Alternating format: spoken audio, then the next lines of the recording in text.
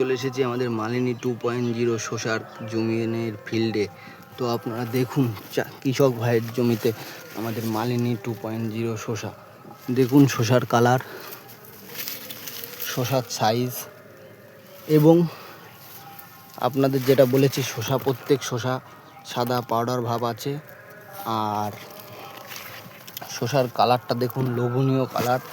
বাজারজাত করলে অন্য মালের থেকে মালটার দাম বেশি, মালের কোয়ালিটি ভালো।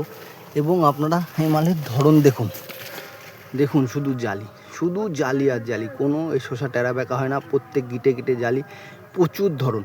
এর জন্য সকল কৃষক ভাইকে বলবো, যারা গ্রীষ্মকালীন শসা চাষ করতে ইচ্ছুক তাদের বলবো অবশ্যই অন্নপূর্ণা সিটের এই মালিনী 2.0 এই শসাটা আপনারা চাষ করুন।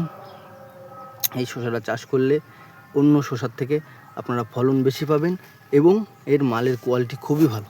তো চাষিকে শসা চাষের জন্যে সঠিক বীজ বাছাই করে নিয়ে চাষ করতে বলবো।